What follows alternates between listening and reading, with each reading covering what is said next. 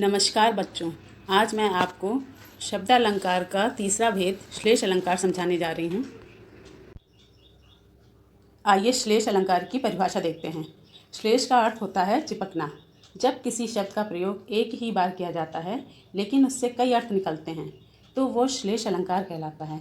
या हम कह सकते हैं कि एक ही शब्द में कई अर्थ चिपके होते हैं। आइए उदाहरण से समझते हैं। चरण धर चिंता करत चितवत चहुओर, सुबरन को ढूंढत फिरत कवि व्यभिचारी चोर। तो यहाँ पर सुबरन में तीन अर्थ छिपे हुए हैं। पहला सुबरन है कवि के लिए सुंदर शब्द, और दूसरा सुबरन है व्यभिचारी के लिए सुंदर स्त्री, तथा तीसरा सुबरन चोर के लिए स्वर्ण है या सोना है। तो इसलिए यहाँ पर सुबरन में तीन अर्थ छिपे होने के कारण श्लेष अलंकार है। मंगन को देखी पट देत बार बार हैं। यहाँ पर पट के दो अर्थ हैं। मंगन को या मांगने वाले को देखते ही पट अर्थात किवाड़ या दरवाज़ा बार बार बंद कर देते हैं, और दूसरा अर्थ मंगन या मांगने वाले को देखते ही पट अर्थात वस्त्र बार बार दे देते हैं। इस प्रकार यहाँ पर पट में दो अर्थ हैं और यहाँ पर श्लेष अलंकार है। आइए कुछ परीक्षा में आने वाले श्लेष अलंकार के उदाहरण यहाँ पर देख लेते हैं।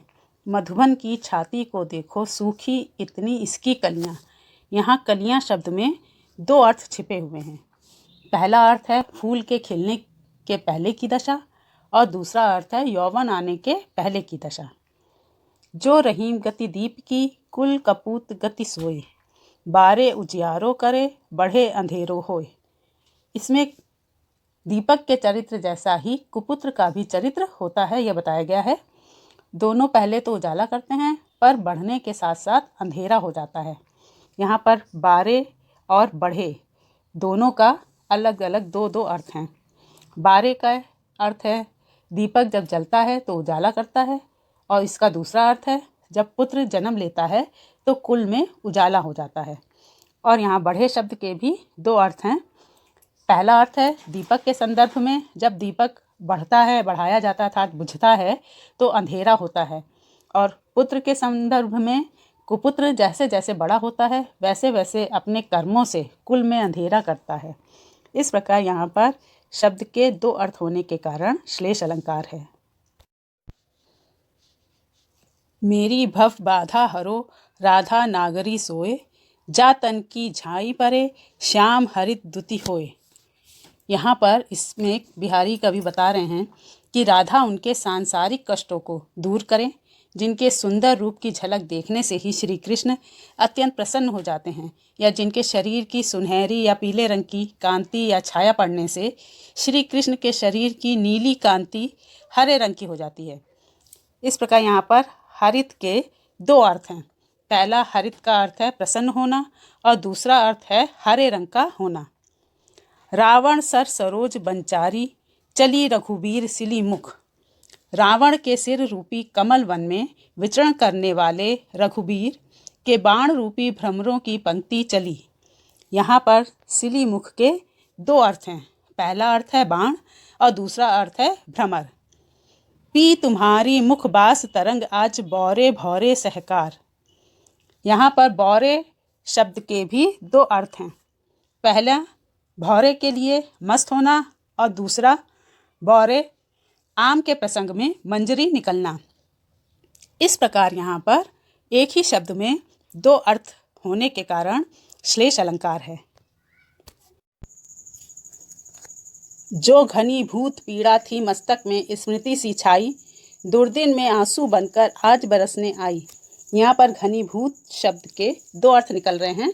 पहला मनुष्य के मन में कुछ समय से इकट्ठी पीड़ा जो अब आंसू के रूप में बह निकली है, और इसका दूसरा अर्थ है मेघ बनी हुई अर्थात बादल जो कुछ दिनों से पानी को इकट्ठा कर रहे थे वे अब उसे बरसा रहे हैं। दुर्दिन शब्द के भी दो अर्थ हैं। दुर्दिन शब्द का पहला अर्थ है बुरे दिन जब पीड़ा की वजह से आंसू बह रहे थे, और दूसरा अर्थ है बारिश के दिन जब बादल इकट्ठे किए पानी को बरसाते हैं। इस प्रकार यहाँ एक शब्द में दो अर्थ होने के कारण श्लेष अलंकार है। जो चाहो चटक ना घटे मैलो होय ना मित, रज राजसु न छुआई तो नह चीकनो चित। यहाँ पर रज शब्द के दो अर्थ निकल रहे हैं, अहंकार और धूल। बिहारी जी कहते हैं कि मनुष्य, यदि तुम चाहते हो कि तुम्हारे मन की उज्ज्वलता कभी कम ना हो और तुम्हारा मन कभी दुखी ना हो, तो प्रेम रूपी तेल से चिकने मन पर क्रोध, अहंकार आदि रजोगुणी धूल का स्पर्श नहीं होने देना है।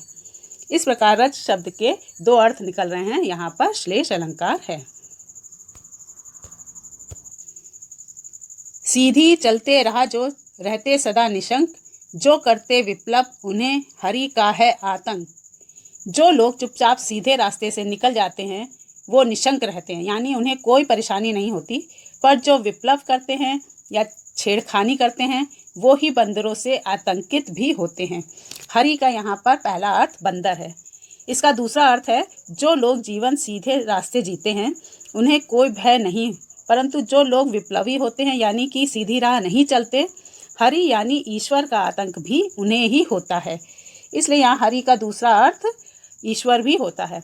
हरि का पहला अर्थ ईश्वर और दूसरा अर्थ बंदर होने के कारण यहाँ पर श्लेष अलंकार है। यहाँ पर आए उदाहरणों से पता चलता है कि जब एक ही शब्द में दो या दो से अधिक अर्थ होते हैं तो वहाँ पर श्लेष अलंकार होता है। अलंकार के और वीडियो देखने के लिए मेरे चैनल को सब्सक्राइब करें, शेयर करें।